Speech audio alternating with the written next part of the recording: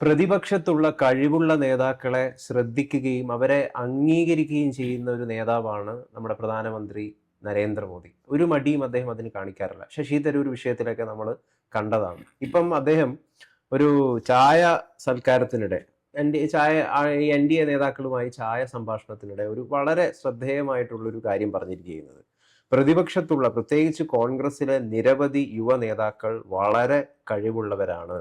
എന്നാൽ കുടുംബ അരക്ഷിതാവസ്ഥ കാരണം സംസാരിക്കാൻ അവസരം ലഭിക്കുന്നില്ലെന്നും എന്നാണ് പ്രധാനമന്ത്രി പറഞ്ഞത്. അതോടൊപ്പം തന്നെ ഈ സാന്നിധ്യം, ഇത്തരത്തിലുള്ള യുവ നേതാക്കളുടെ സാന്നിധ്യം രാഹുൽ ഗാന്ധിയെ അരക്ഷിതാവസ്ഥയും അസ്വസ്ഥതയും ഉണ്ടാക്കുന്നുണ്ട്. അല്ല, അതിനുള്ള സാധ്യത വളരെ കൂടുതലാണ്. എക്കാലത്തും അങ്ങനെ ഉണ്ടായിട്ടുണ്ട്. കാരണം കോൺഗ്രസിന്റെ ചരിത്രം തന്നെ ധാരാളം പേര് കോൺഗ്രസിൽ കഴിവുള്ളവരുണ്ട്. നമ്മളൊന്ന് ചുരുക്കി പറയാൻ സാധ്യമല്ല. കാരണം ഇപ്പൊ ഒന്നാമത്തെ പണ്ഡിറ്റ് ജവഹർലാൽ നെഹ്റുവിന്റെ മന്ത്രിസഭയുണ്ട്. അതിനകത്ത് BR അംബേദ്കർ മന്ത്രിസഭയിൽ നിയമവകുപ്പ് മന്ത്രിയായിരുന്നു. ആചാര്യ കൃപലാനി അതിനകത്ത് മന്ത്രിയായിരുന്നു. ശ്യാം പ്രസാദ് മുഖർജി അതിനകത്ത് മന്ത്രിയായിരുന്നു.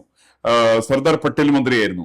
എന്ന് വെച്ചാൽ വളരെ കഴിവുള്ള, കാര്യശേഷിയുള്ള വിഷയങ്ങളെ കുറിച്ച് പഠിക്കുവാനും മനസ്സിലാക്കുവാനൊക്കെ വലിയ പ്രാപ്തിയുള്ള ആളുകളുണ്ടായിരുന്നു. പക്ഷെ ഇത്തരമുള്ള ആളുകളെ കാണുന്ന സമയത്ത് പലപ്പോഴും നെഹ്റു കുടുംബത്തിന്റെ സമീപനം വളരെ വ്യത്യസ്തമാണ്. അതിൽ ഏറ്റവും വലിയ ആളായിരുന്നു പണ്ഡിറ്റ് ജവഹർലാൽ നെഹ്റു.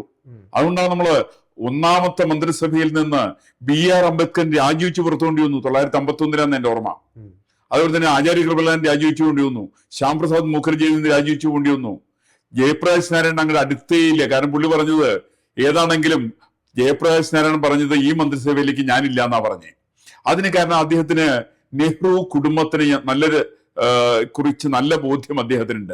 നെഹ്റു കുടുംബത്തിന്റെ വ്യത്യാസം എന്താണെന്ന് വെച്ചിട്ടുണ്ടെങ്കിൽ, നെഹ്റു കുടുംബത്തിൽപ്പെട്ട ഒരാളെ അല്ലാതെ കണ്ട് മറ്റൊരാളെ അവർ അംഗീകരിക്കില്ല. അവരിപ്പോ ഇന്ത്യൻ പ്രധാനമന്ത്രി ശ്രീമതി ഇന്ദിരാഗാന്ധി വന്ന സമയത്ത് പോലും അവരൊരിക്കലും കേന്ദ്ര മന്ത്രിസഭയെ അംഗീകരിച്ചിരുന്നില്ല. അവർക്ക് മന്ത്രിസഭ എന്ന് പറഞ്ഞാൽ പരമ പുച്ഛമാണ്.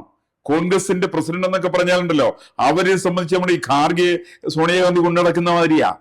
അതേപോലെ ഇങ്ങനെ ഈ എഴുന്നള്ളിച്ചുകൊണ്ട് നടക്കുന്ന നമ്മുടെ ഈ ആനപ്പാപ്പൻ ആന എഴുന്നള്ളിച്ചുകൊണ്ട് നടക്കുമല്ലോ, സമാനമായിട്ടുള്ള രീതിയിലായിരുന്നു DK ബെറൂവയ്ക്ക് ഇവർ ഇന്ദിരാഗാന്ധി കൊണ്ടുനടന്നിരുന്നു. എന്നിട്ട് ബെറൂവ ഇടയ്ക്കിടയ്ക്ക് പറയും ഇന്ദിരയാണ് ഇന്ത്യ, ഇന്ത്യയാണ് ഇന്ദിര എന്നൊക്കെ പറഞ്ഞിട്ട് വിളിച്ചു പറയും.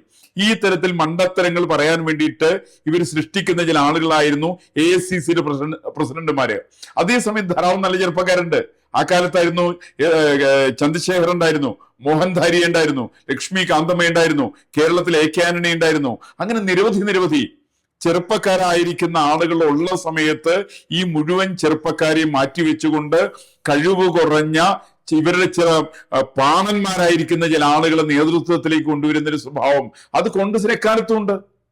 കോൺഗ്രസ് എക്കാലത്ത് അങ്ങനെ പണ്ഡിറ്റ് ജവഹർലാൽ നെഹ്റു തുടങ്ങിയിട്ട് അനുവർത്തിച്ചു എന്നുള്ള നയം ശരിക്കും അതാണ്. ശ്രീമതി ഇന്ദിരാഗാന്ധി കൊണ്ടുവന്നുള്ള നയം അതാണ്. സോണിയാഗാന്ധി തുറന്നു വന്ന നയം അതാണ്. അതുകൊണ്ടാണ് സോണിയാഗാന്ധി കോൺഗ്രസിൽ ഉണ്ടായിട്ടുള്ള എല്ലാ ചെറുപ്പക്കാരും വംശനാശം വരുത്തി കളഞ്ഞു.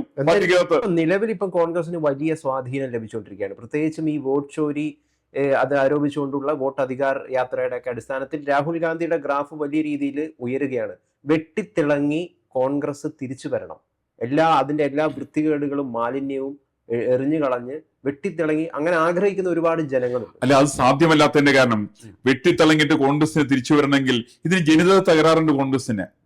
ഇപ്പൊ ഞാൻ കോൺഗ്രസിന്റെ ജനിതക തകരാറെന്ന് പറഞ്ഞാലേ, എങ്ങനെയാണ് 1969 ഇന്ദിരാഗാന്ധിയുടെ നേതൃത്വത്തിൽ കോൺഗ്രസ് പ്രസ്ഥാനം രൂപം കൊള്ളുന്നത്? സാക്ഷാൽ കോൺഗ്രസ് അതായിരുന്നില്ലല്ലോ. നിജലിംഗപ്പ ആയിരുന്നല്ലോ അതിന്റെ അധ്യക്ഷൻ. അദ്ദേഹത്തെ മാറ്റിയിട്ടാണല്ലോ ഇവരായത്. ഇവരെങ്ങനെ ആയത്? ഇവര് നേതൃത്വം കൊടുത്ത കോൺഗ്രസ് എങ്ങനെയാ ആയത്? അന്നുണ്ടായിരുന്ന കോൺഗ്രസ് നിശ്ചയിച്ച ഇന്ത്യൻ രാഷ്ട്രപതി സ്ഥാനാർത്ഥിയായിരുന്ന സജീവ് റെഡ്ഡി എന്ന് പറയുന്ന ആന്ധ്രാപ്രദേശുകാരനെ അദ്ദേഹത്തെ മൊത്തം വിട്ടുകയാണ് ഇവരെടുത്തത്. കോൺഗ്രസിന്റെ AICC എടുത്ത തീരുമാനത്തെ ഇവര് നിർദ്ദേശിച്ച സ്ഥാനാർത്ഥിയാണ് സജീവ് റെഡ്ഡി. ആ സജീവ് റെഡ്ഡിയെ മാറ്റിയിട്ടാണ് ഇവര് ഇടതുപക്ഷം നിർദ്ദേശിച്ച സ്ഥാനാർത്ഥിയുണ്ട്, VV ഗിരി എന്ന പേര്. ആ VV ഗിരി പിന്താങ്ങുകയാണ്. എന്താ കാരണം? റഷ്യ ഇവരോട് പറഞ്ഞു ഗിരി പിന്താങ്ങാൻ വേണ്ടി പറഞ്ഞു. സോവിയറ്റ് റഷ്യ പറഞ്ഞതിന്റെ അടിസ്ഥാനത്തില് 1969 പാർലമെന്റ് രാഷ്ട്രപതി തെരഞ്ഞെടുപ്പില് സ്വന്തം പാർട്ടിയുടെ സ്ഥാനാർത്ഥിയായിരുന്ന സഞ്ജീവ് റെഡ്ഡിയെ വെട്ടിക്കൊണ്ട് അദ്ദേഹത്തെ മാറ്റിക്കൊണ്ട് VV ഗിരിയെ പിന്താങ്ങി അദ്ദേഹത്തെ ജയിപ്പിച്ച് അന്ന് ഇവര് വലിയൊരു വർത്തമാനം പറഞ്ഞു. എല്ലാവരും മനസാക്ഷിക്ക് അനുസരിച്ച് വോട്ട് ചെയ്യണം. എല്ലാ പാർലമെന്റ് അംഗങ്ങളോട് ഇവര് പറഞ്ഞു. എന്നിട്ട് ഇവര് പാർട്ടിയുടെ യോഗം വിളിച്ചിട്ട് പറഞ്ഞു, നിങ്ങളൊക്കെ കൂടി എല്ലാവരും കൂടിയിട്ട് മനസാക്ഷിക്ക് അനുസരിച്ചിട്ട് VV ഗിരിക്ക് വോട്ട് ചെയ്യണം. ഇങ്ങനെ പറയുന്ന ഒരു പ്രകൃതമായിരുന്നു ശ്രീമതി ഗാന്ധിക്ക് ഉണ്ടായിരുന്നത്. അതിന്റെ ഫലമായിട്ടാണ് നിജലിംഗപ്പ പുറത്തു പോകുന്നു, പിൽക്കാലത്ത് കാമരാജ് പുറത്തു പോകുന്നു, കോൺഗ്രസിലുള്ള കഴിവുള്ള മുഴുവൻ അശോക് മേത്ത അടങ്ങുന്ന നിരവധി ആളുകൾ കോൺഗ്രസിൽ നിന്ന് പുറത്തു പോകുന്നു. പകരം വരുന്നത് ഇവരുടെ ഏറാൻ മൂളകളായിരിക്കുന്ന ആളുകളാണ്. ഇന്ന് സമാനമായിട്ടുള്ള അവസ്ഥയാണ്. അല്ല, ഇതിലിപ്പോ പലരും ഈ ഒരു സാഹചര്യത്തിൽ പലരും ഉന്നയിക്കുന്ന ഒരു ആശങ്ക എന്ന് പറയുന്നത് ഒരു ഓട്ടോക്രാറ്റിക് സ്റ്റേറ്റ് ഒരു ഇന്ത്യ ആയിട്ട് ഇത് മാറുന്നുണ്ടോ എന്നുള്ളതാണ്. ഒറ്റ പാർട്ടി മതി, ഒരു ഏകാധിപത്യ പ്രവണതയിലേക്ക്. അത് ശരിക്കും പറഞ്ഞു കഴിഞ്ഞാൽ ദോഷല്ലേ? ആ ഒരു സ്ഥലത്ത് കോൺഗ്രസ് പ്രതിനിധീകരിക്കുന്നത് യഥാർത്ഥത്തിൽ ഇന്ത്യയുടെ ഒരു ആത്മാവിനെ തന്നെയല്ലേ? അത്രയും എന്താണ് സ്വാതന്ത്ര്യ സമരത്തിന് വേണ്ടിയിട്ട് അത്ര ഉജ്ജ്വലമായിട്ടുള്ള പോരാട്ടം നടത്തിയ ഒരു പാർട്ടി, എല്ലാവരും അതിന്റെ കുടക്കീഴിൽ നിന്നുകൊണ്ടാണ് പ്രവർത്തിച്ചത്. അല്ല, അത് കോൺഗ്രസ്സില് ഇവര് കോൺഗ്രസ് അല്ല, ഇത് ഇന്ദിരാ കോൺഗ്രസ് ആണ്. ഇത് തുടങ്ങിയത് 1969 അതിനു മുമ്പുണ്ടായിരുന്ന മഹാത്മാഗാന്ധി രാജിവെച്ചു പോയിട്ടുള്ള കോൺഗ്രസ് 1934 മഹാത്മാഗാന്ധി രാജിവെക്കുന്നത്. നെഹ്റുവിന്റെ കോൺഗ്രസ് അല്ല ഇത്. ആ കോൺഗ്രസിന് ഇവര് പറ്റിച്ചു.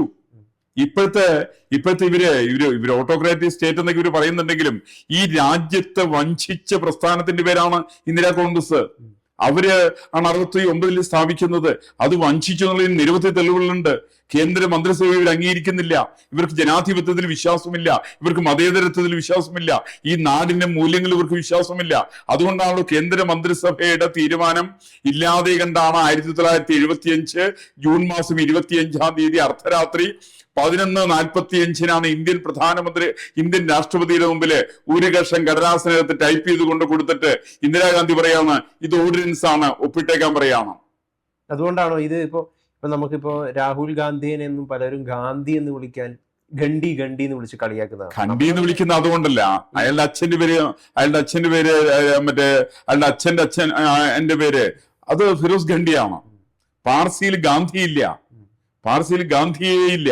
പിന്നെ ഇവരത് ചെയ്തെന്താന്ന് വെച്ചിട്ടുണ്ടെങ്കില് ഇവര് ഇന്ദിരാഗാന്ധിയുടെ കല്യാണം നടന്നിരുന്നു. ആ കല്യാണം പാർസി വിഭാഗത്തിൽപ്പെട്ട ആയിട്ടാ കല്യാണം നടന്നേ. ആ കല്യാണത്തിന് നെഹ്റു എതിരായിരുന്നു. കാരണം നെഹ്റു പാർസി വിഭാഗത്തിനെതിരായിരുന്നു. അതുകൊണ്ട് കല്യാണത്തിന് നെഹ്റു സമ്മതിച്ചില്ല. ആ സമ്മതിക്കാതെ വന്ന സമയത്ത് മഹാത്മാഗാന്ധിയുടെ അനുഗ്രഹാശിസുകളോട് കൂടിക്കൊണ്ടാണ് 1942 ശ്രീമതി ഇന്ദിരാഗാന്ധിയെ ഫിറോസ് ഗാന്ധി എന്ന് പറയുന്ന ആൾ വിവാഹം കഴിക്കുന്നത്. ആ ഗാന്ധിജി കൈകൾ പിടിച്ചുകൊടുത്തതിന്റെ പേരില് ആ ഗാന്ധി പട്ടവും കൂടി അടിച്ചു മാറ്റിയിട്ടുള്ള ആളുകളാണ് ഈ പറയുന്ന നെഹ്റു കുടുംബം എന്നുള്ളതാണ്. ഫിറോസ് ഗാന്ധി ഗാന്ധിയുടെ ആശയങ്ങളിൽ വളരെ പ്രചോദിതനായിട്ടുള്ള ഒരാളാണ്. ഈ ഫിറോസ് ഗണ്ടിയാണ് പിന്നെ 1959 ശ്രീമതി ഇന്ദിരാഗാന്ധി ഇന്ത്യൻ പാർലമെന്റിൽ നോക്കിയിട്ട് ഇവരുടെ മുഖത്ത് നോക്കിയിട്ട് പറയുന്നുണ്ട് യു ആർ എ ഫാസിസ്റ്റ് എന്ന് വിളിക്കുന്നത് ഫിറോസ് ഗണ്ടിയാണ്. കാരണം ഇന്ദിരാഗാന്ധി ഒരു ഇൻബോൺ ഫാസിസ്റ്റ് ആണെന്ന് ആദ്യമായിട്ട് ഇന്ത്യൻ ജനതയുടെ മുമ്പിൽ വിളിച്ചു പറയുന്നത് അത് ഫിറോസ് ഗണ്ടിയാണ്. കാരണം ഫിറോസ് ഗണ്ടി ഇവരായിട്ടുള്ള ബന്ധം വളരെ മോശമായിരുന്ന കാലത്ത് അദ്ദേഹം മത്സരിച്ചിരുന്ന മണ്ഡലമാണ് റായ്ബറേലി നിയോജക മണ്ഡലം. ഞാൻ പറഞ്ഞു വന്നത് കോൺഗ്രസിൽ കഴിവുള്ളവർ അക്കാലത്തുണ്ട്. ഫിറോസ് ഗണ്ടിക്ക് കഴിവുണ്ടായിരുന്നു, നമ്മളാരും നിഷേധിക്കുന്നില്ല. ഈ പറയുന്ന നിരവധി യുവാക്കന്മാർ അക്കാലത്തുണ്ടായിരുന്നു. BR അംബേദ്കർ അടക്കം കോൺഗ്രസിൽ ഉണ്ടായിരുന്നു. എല്ലാവരും ഇവര് ചവിട്ടി പുറത്താക്കിയില്ലേ? മുഴുവൻ ആളുകളും നെഹ്റു വന്ന് ചവിട്ടി പുറത്താക്കിയെങ്കില് പിൽക്കാലത്തുള്ളവരേക്ക് ഇന്ദിരാഗാന്ധി ചവിട്ടി പുറത്താക്കി. ബാക്കി വന്ന ആളുകൾ പുതിയ തലമുറയിൽ വന്ന ആളുകളുണ്ട്, അവരെയൊക്കെ സോണിയാഗാന്ധി ചവിട്ടി പുറത്താക്കി. അങ്ങനെയാണ് ഇപ്പൊ നമ്മളൊന്ന് ആലോചിച്ച് നോക്ക്. എവിടെ രാജേഷ് പൈലറ്റ് എവിടെ പോയി? എവിടെയാണ് മാധവറാവ് സിന്ധ്യ? എവിടെയാണ്? അവരൊക്കെ തിരോധാനത്തിന്റെ ചരിത്രം എന്താണ്? ഇവരാരെങ്കിലും ഈ പറയുന്ന കോൺഗ്രസ് പ്രസ്ഥാനത്തിന്റെ ആർക്കെങ്കിലും ഇവരുടെ കുടുംബത്തിന് ഇഷ്ടക്കേടങ്ങാൻ തോന്നിക്കഴിഞ്ഞാല് ഏത് നിമിഷം ഇവർക്ക് വേണമെങ്കിലും മരിച്ചു വീഴാം. സഞ്ജയ് ഗാന്ധിക്ക് അടക്കം. അത് നെഹ്റു കുടുംബത്തിന്റെ ഈ പറയുന്ന ഇന്ദിരാഗാന്ധി അടക്കമുള്ള നെഹ്റു കുടുംബത്തിന്റെ സവിശേഷത അതാണ്. അവർക്ക് ജനാധിപത്യത്തിൽ നിന്ന് വിശ്വാസമില്ല. അവരിൽ ആർക്കെങ്കിലും അവർക്ക് താല്പര്യക്കുറവ് വന്നാല് ആ താല്പര്യക്കുറവ് വരുന്ന ആളുകളുടെ ജീവൻ എടുക്കുന്ന കാര്യത്തില് ശ്രീമതി ഇന്ദിരാഗാന്ധി കുടുംബവും ഒരു കാലത്തും മടിച്ചിരുന്നില്ല. ഇപ്പോ രാഹുൽ ഗാന്ധിക്ക് കഴിവിനപ്പുറം എനിക്ക് തോന്നുന്നു ജനങ്ങള് കഴിവിനപ്പുറം രാഹുൽ ഗാന്ധിക്ക് പ്രാധാന്യം നൽകുന്നത് അദ്ദേഹത്തിന്റെ ഈ കുടുംബ പാരമ്പര്യം കൊണ്ട് മാത്രമായിരിക്കും. ഇന്ന് രാഹുൽ ഗാന്ധിക്ക് ആരെങ്കിലും പ്രാധാന്യം കൊടുക്കണമെന്ന് എനിക്കറിയില്ല, ഞാൻ മനസ്സിലാക്കുന്നില്ല. കാരണം ഇപ്പൊ തന്നെ ലേറ്റസ്റ്റ് അദ്ദേഹം ഉന്നയിച്ചത് വോട്ടിന്റെ വിഷയത്തെ കുറിച്ചുള്ളതാണ്. അത് ചുമ്മാ ഒരു സോപ്പ് പോലെ പൊട്ടിപ്പോയില്ലേ? അതിന് ആ ആരോപണം ഇദ്ദേഹത്തിന് തയ്യാറാക്കി കൊടുത്ത സഞ്ജയ് ഉണ്ട്.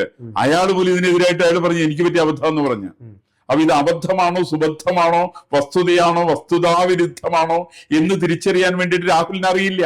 രാഹുൽ ആരെങ്കിലും പറയുന്ന സമയത്ത് അതിന് അവര് പറയുന്നതിന് തേറാൻ മൂടുന്ന ഒരാളാണ് രാഹുല്. അതിന്റെ പേരിൽ കിടന്നിട്ട് അങ്ങനെ കയറി പറഞ്ഞു എന്നുള്ളതിന്റെ അപ്പുറത്ത് ഒരു ഗൗരവ വിഷയത്തിൽ ഇല്ല എന്നുള്ളവരും ഇന്നിപ്പോ ഏകദേശം ബോധ്യമായി. അതുകൊണ്ടാണ് രാഹുൽ ഗാന്ധി വിഷയം ഉന്നയിച്ചിട്ട് ഏകദേശം 10-15 ദിവസം പിന്നിട്ട് കഴിഞ്ഞിരിക്കുകയാണ്.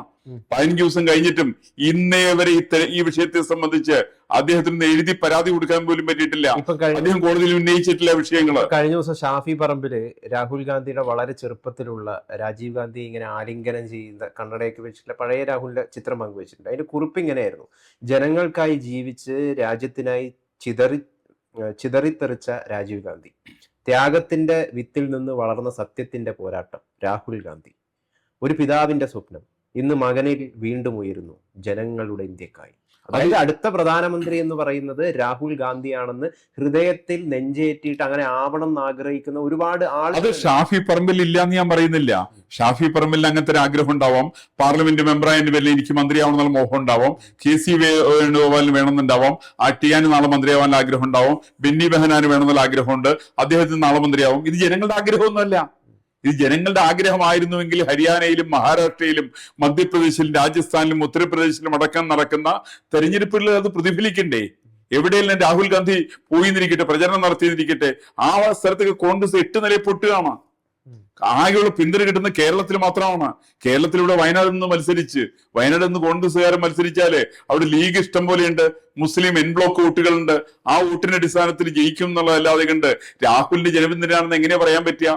രാഹുലിന്റെ ഏറ്റവും ക്രിയാത്മകമായിട്ടുള്ള ബുദ്ധിപരമായിരിക്കുന്ന ഒരു നീക്കത്തിന്റെ പേരെന്ന് പറഞ്ഞാൽ എന്നോട് പറഞ്ഞാൽ മതി.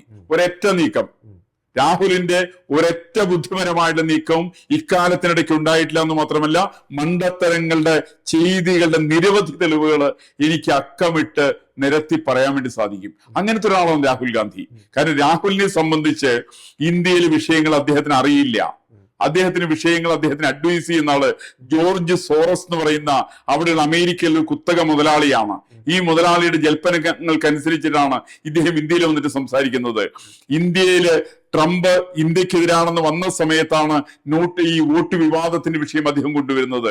എന്ന് വെച്ചാൽ ഇന്ത്യക്കെതിരായിട്ട് ആരെങ്കിലും വടിയോങ്ങുന്നുണ്ടെങ്കിൽ ആ വടിയോങ്ങുന്നവരുടെ കൂടെയാണ് രാഹുൽ എന്നുള്ളത് പാകിസ്ഥാൻ സംഭവത്തിലും ചൈനീസ് സംഭവത്തിലും അമേരിക്കൻ സംഭവത്തിലും ഇപ്പോഴത്തെ നോട്ടിന്റെ സംഭവത്തിനകത്തും അതേപോലെ തന്നെ പൗരത്വ ഭേദഗതി ബില്ലിന്റെ പേരിലും നോട്ട് നിരോധനത്തിന്റെ സമയത്തും ഒക്കെ അദ്ദേഹം എടുത്തിരിക്കുന്ന ഏറ്റവും നിലവാരം കുറഞ്ഞ നിലപാടുകൾ അത് മനസ്സിലാക്കിയാൽ നമുക്ക് സാധിക്കും.